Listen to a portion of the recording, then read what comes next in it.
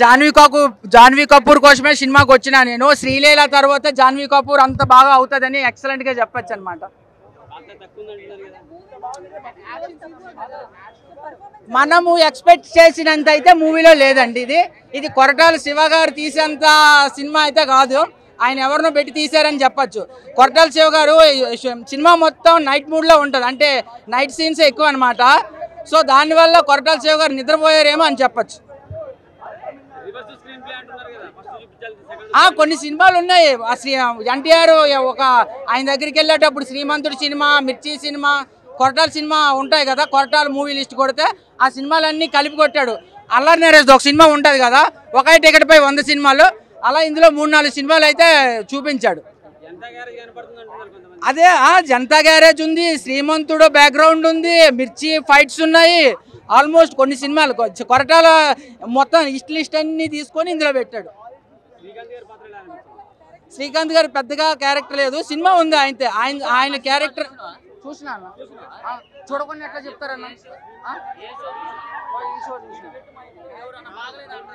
నేను బాగోలేదని ఎప్పుడు చెప్పినా సినిమా, నేను నీకు బాగోలేదని ఎప్పుడు చెప్పినా, నేను బాగోలేదని ఎప్పుడు చెప్పినా, సినిమా బాగోలేదని చెప్పలేదు నేనా. కొరటాల శివ అంటున్నా, సినిమా మొత్తం నైట్ మూడ్ లో తీసినారు అంటే అన్నా నేను మామూలుగా వచ్చిన, నువ్వు వేరే ఎక్స్ప్రెషన్. నేను సినిమా టామ్ అండ్ జెర్రీ లెక్క ఉంటుంది, హైలైట్ నటించారు. అతన్ని తగ్గట్టు సైపాల్కి అని రోల్కు తగ్గట్టు అతను బాగా నటించాడు.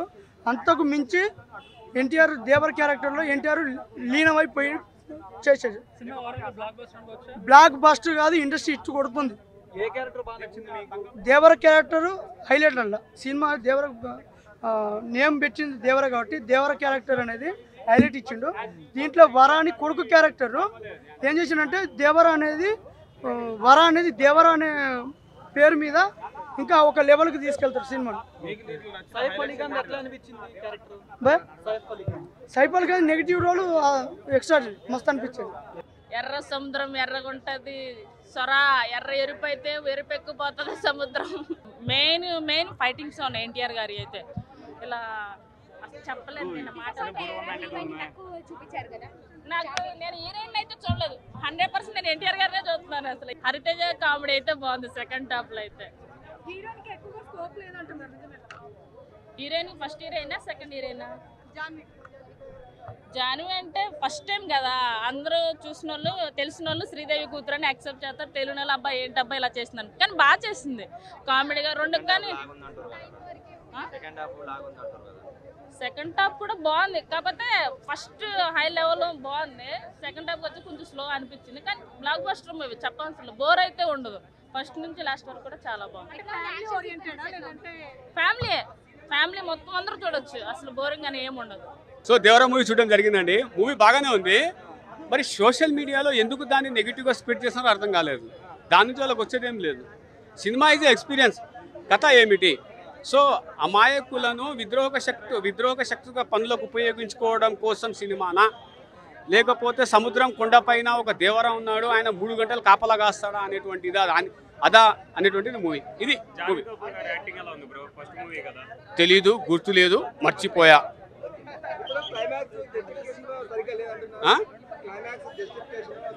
ఏం మాట్లాడుతున్నారు గురువు గారు? క్లైమాక్స్ అండి సినిమాకి, అది లీడ్ ఇచ్చాడు. కానీ క్లైమాక్స్ ఏం తెలుసా, ఇద్దరు చనిపోయారా ఒకడే చనిపోయారా అనేటువంటి ట్విస్ట్. ఇది పార్ట్ 2లో ఎలా తీస్తాడు అనేటువంటి కథ అది వేరేలాగా ఉండే. సో ఓవరాల్గా సినిమాకి నెగిటివ్ ఏంటి అని అంటే, ఆ సాంగ్ ఎందుకు దూరిందో తెలియదు, ఎందుకు వచ్చిందో తెలియదు. జాన్వీ కపూర్ సాంగ్ అది చూసి గుర్తు లేదు, మర్చిపోయాను నేను. అర్థమైందా? నేను ఎవరో నాకు అర్థమైతే లేదు. ఆ విధంగా ఉంది సాంగ్. అది మిగతాది ఓవరాల్గా కథ మొత్తం ఓకేనా. స్క్రీన్ ప్లే స్ట్రాంగ్గా రాశారు. ఎన్టీఆర్ గారి యాక్షన్ ఉంటుందన్న నిజంగా, అది పక్కన పెట్టేసుకుంటే సైఫ్ అలీ ఖాన్ గారి యాక్షన్ కూడా బ్రహ్మాండంగా ఉంటుంది.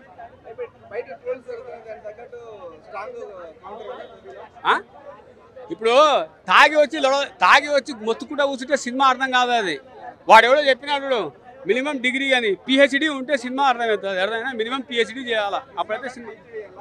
లేకపోతే వాడు రోడ్డు మీద అడ్డగారిదైనా ఉండాలి, అర్థమవుతుంది. మిగతా వాళ్ళకి అర్థం కాదు, తెలిసి తెలియని వాళ్ళకి మాత్రం అర్థం కాదు.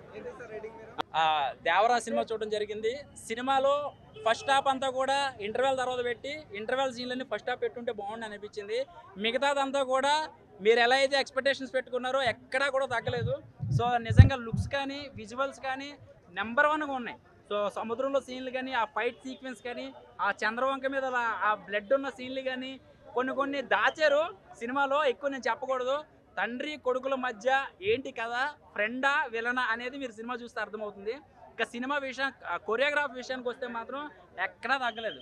అండ్ బీజిఎం కానీ అండ్ అనిరుద్ధ్ గారు ఎక్కడ కావాలో అక్కడ కరెక్ట్గా ఇచ్చారు. కానీ ఇంకా కొంచెం ఉంటే బాగుండు. ఇంకా హీరోయిన్ విషయానికి వస్తే ఏదో చూపించినట్టు అలా వెళ్ళిపోయింది, మాయమైపోయింది, ఏదో మెరుపు తీగలాగా. ఉంటే బాగుండు అనుకున్నాం. ఆచార్యకి ఏమండి చాలా మంది అంటున్నారు కదా, వాళ్ళందరూ కూడా ఒక్కసారి వాళ్ళ ఇంట్లో మొక్కలన్నీ ఒకలాగా ఉన్నాయా? అలాగే సినిమాలన్నీ ఒకలా ఉండవు. ఏ సినిమాకి తగ్గదు. ఇప్పుడు వాడు ఏదో వచ్చేసి మాట్లాడేస్తాడు. వాడు వచ్చినోడు వాడి ఇంట్లో జేబులో డబ్బులు పెట్టట్లా, వాడు బ్యాంకులో డబ్బులు పెట్టట్లా. ఇక్కడ ప్రొడ్యూసర్లు నాశనం అయిపోతున్నారు ఆ పనికి మళ్ళీ ఎదల వల్ల. సినిమా ఎంత కష్టపడాలండి సినిమా. వాడు వచ్చి ఒక్క తొక్కలో రివ్యూ ఇవ్వడం వల్ల ఇక్కడ మొత్తం పోతుంది. దానివల్ల ఉన్నవాళ్ళు కూడా బ్యాడ్ అయిపోతున్నారు. సినిమా చూసేవాళ్ళు ఆ ఒక్క వీడియో వైరల్ అయ్యాక లేకపోతే వేరే వాళ్ళు చెప్పడం వల్ల దీన్ని స్ప్రెడ్ అయిపోవడం వల్ల ట్రోల్స్ అవుతున్నాయి. ట్రోల్స్ అవడం వల్ల మొత్తం సినిమా బ్యాడ్ అయిపోతుంది. నెగిటివ్ రివ్యూ అదేనండి. వాళ్ళు ఏమండి, వాడు నెగిటివ్ రివ్యూ ఇవ్వాలంటే కనుక వాడి కోసం చేసుకోండి. సినిమా మీద సంపాదించద్దు డబ్బులు. అలాంటప్పుడు అంత పౌరుషం ఉన్నప్పుడు ఆ సినిమా మీద వచ్చే రివ్యూ డబ్బులు తినొద్దు. ఎందుకంటే నువ్వు తినే డబ్బులు అక్కడ లాస్ అయిపోతున్నాడు. నువ్వు బ్యాడ్గా తమ్నెల్స్ పెట్టి నువ్వు బ్యాడ్గా దానికోసం ఎవడో తుప్పాసనా కొడుకులు అందరూ రివ్యూలు తీసుకోవడం వల్ల సినిమా ఇండస్ట్రీ నాశనం అయిపోతుంది. అదేనండి ఇది చిరంజీవి గారి సినిమా, అంతకుముందు వచ్చిన సినిమాలు ఇవన్నీ కనెక్ట్ చేసి చూడొద్దు. ఏ సినిమాకి ఆ సినిమా కథ ఉంటుంది, ఆ కథలోంచి స్టోరీ వెళ్తూ ఉంటుంది. కానీ ఎక్కడో బాహుబలి సినిమా, సలార్ సినిమా, లేకపోతే ఆది కేశవరెడ్డి, చెన్నకేశవరెడ్డి దీంట్లో కలుపుతారేంటి? ఇది ఓన్లీ దేవరా. ఆ దేవరా సినిమా తగ్గట్టుగా మీరు ఒకటే చూసారు, ఇంకా తల ఉంది, ఇంకో పాట ఉంది. తల చూడకుండా తోకని ఎలా అంచనా వేస్తారు మీరు? ఇక్కడ క్యారెక్టరైజేషన్ ఇంకా రివీల్ అవ్వలేదు. ఇంకా చెప్పాలంటే అంతే కదండి. ఎవరైనా కూడా అంటే ఏంటంటే ఇక్కడ చిన్న రిమార్క్ ఏంటంటే ప్రతి ఒక్కరు రిమార్క్ చేస్తారు సినిమాకి. కానీ ఏంటంటే ఫస్ట్ హాఫ్ సెకండ్ హాఫ్ పెట్టుంటే కనుక నెక్స్ట్ లెవెల్ ఉండేది. మనకి మొత్తం ఎలివేషన్స్ మొత్తం స్టోరీ అంతా కూడా మనకి ఫస్ట్ హాఫే రివీల్ అయిపోవడం వల్ల కొంచెం డిసప్పాయింట్ అయ్యారు. అంటే ఎవరో కొంతమంది ప్రేక్షకులు. నార్మల్గా చాలా మందికి నచ్చిందండి సినిమా. అది ఒకటే సాంగ్ ఒకటి మిస్ అయింది. డ్యూరేషన్ ఎక్కువైపోవడం వల్ల ఇంకా అంటే 1:75 నిమిషాలు ఎంత ఉంది సినిమా. ఇంకా పార్ట్ 2 ఉంది కదా. ట్రిమ్ చేయడానికి లేదండి. ఇంకా సముద్రం సీక్వెన్స్ తీసేస్తే కథ అర్థం అవ్వదు.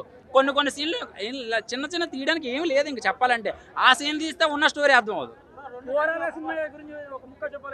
ఓవరాల్ గా ఒక సినిమా గురించి చెప్పాలంటే కనుక మీరు థియేటర్కి వచ్చి సినిమా చూడండి. ఎంతో డబ్బులు వచ్చి పెడుతున్నారు కదా. మీకు నచ్చిందని చెప్పండి, లేదంటే ఇంటికి వెళ్ళిపోండి. కానీ సినిమాకి రావద్దు అని బ్యాడ్ గా ఇచ్చేయద్దు ఎవరికి కూడా. ఎందుకంటే జేబులో సొమ్ము కాదు కదా, వాళ్ళ ఇంట్లో జేబులో సొమ్ము కదా. బ్రేక్ అవుద్దంటే ఇంకొక 4 రోజులు పోతే మీకు అసలైన రివ్యూ, అసలైన పబ్లిక్ మౌత్ టాక్ అనేది వస్తుంది మీకు. కొరటాల శివ ఎందుకంటే ఈ మధ్యలో చాలా బ్రేక్తో వచ్చాడు.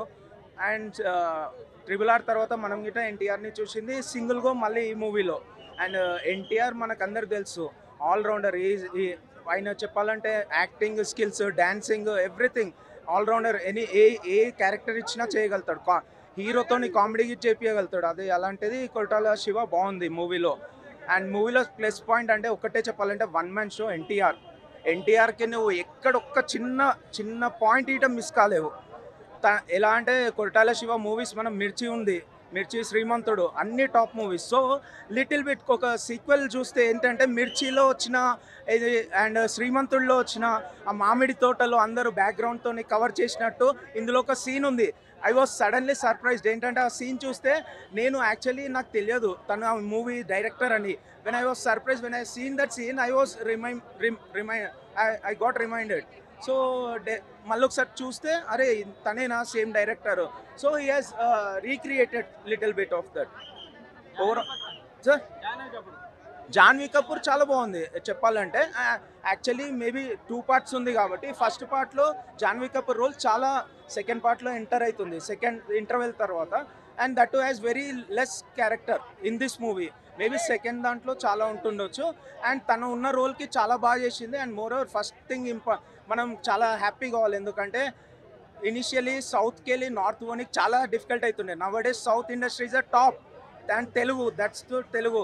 హాలీవుడ్ బాలీవుడ్ కంటే ఫస్ట్ టాలీవుడ్ అనే నేమ్ అనేది చాలా మనకి అవుట్ సైడ్ ఇప్పుడు చాలా అవుతుంది. మీరే చూస్తున్నారు కదా, బాలీవుడ్ హీరోస్ అట్లాంటిది దీంట్లో మన క్యారెక్టర్స్కి వస్తున్నాడు. వన్స్ అపాన్ ఏ టైం ఏంటంటే మనం చిన్న క్యారెక్టర్ ఎక్కడన్నా చూసారా 10 years బ్యాక్, అసలు ఆ వాల్యూ అనేది ఇవ్వకపోతుండే. ఎందుకు వస్తుంది? Tollywood industry is a top industry and NTR is a only Telugu hero టాలీవుడ్లో. Is a all rounder, top in డ్యాన్స్లో ఆయనతోనే ఇంకా కంపేర్ చేసే నెక్స్ట్ లెవెల్లో ఇంకా రాలేడు ఇప్పటికీ. నా జనరేషన్కి అయితే తెలిసి రాడు. ఎందుకంటే ఈ బై బాండ్ he's a classical dancer, Kathakali అన్నీ ఆడాడు కాబట్టి he has a very flexible body, చాలా బాగా ఆడతాడు.